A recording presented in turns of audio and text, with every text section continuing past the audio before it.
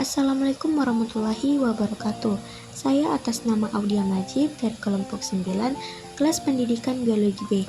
Di sini saya akan memaparkan materi tentang potensial turgor. Apa sih itu potensial turgor?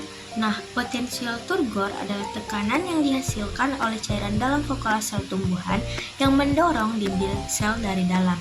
Tekanan ini sangat penting karena memberikan kekuatan mekanis bagi sel untuk menjaga bentuknya.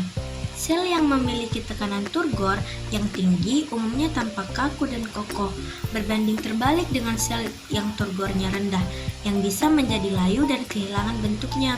Potensial turgor berfungsi sebagai indikator seberapa banyak air yang ada dalam sel, yang juga berhubungan dengan proses-proses metabolik dalam tumbuhan, termasuk transportasi air dan fotosintesis.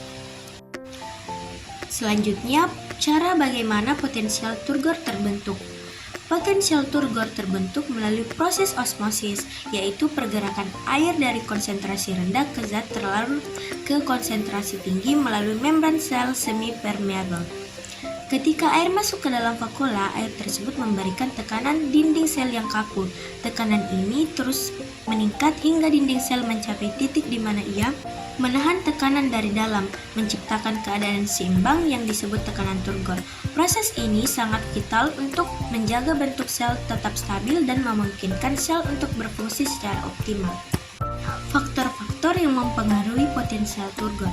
Yang pertama adalah vakuola, yaitu organel besar yang terisi air dan larutan terlarut yang mempengaruhi tekanan internal sel. Yang kedua, dinding sel, yang dimana struktur yang memberikan bentuk dalam perlindungan pada sel tumbuhan serta memungkinkan sel untuk menahan tekanan dari dalam. Yang ketiga, sitoplasma, yang dimana substansi cair yang mengelilingi inti sel dan vakuola yang juga mempengaruhi distribusi air dan zat terlarut dalam sel. Untuk mengukur potensial turgor, para ilmuwan sering menggunakan alat yang disebut manometer atau piston untuk mengukur tekanan dalam sel tumbuhan. Selain itu, ada juga metode lain seperti analisis tekanan turgor menggunakan alat pengukur khusus yang dapat mendeteksi perubahan tekanan dalam sel yang turgid. Contoh potensial turgor dalam kehidupan sehari-hari. Penerapan potensial turgor dapat dilihat dalam kehidupan sehari-hari, terutama pada sayuran segar yang memiliki turgid. Sel-sel pada sayuran seperti selada atau wortel menyimpan air dan tekanan turgor yang tinggi, yang membuatnya tampak segar dan renyah. Nah, kesimpulannya, potensial turgor itu merupakan konsep yang sangat penting dalam memahami fisiologi tumbuhan.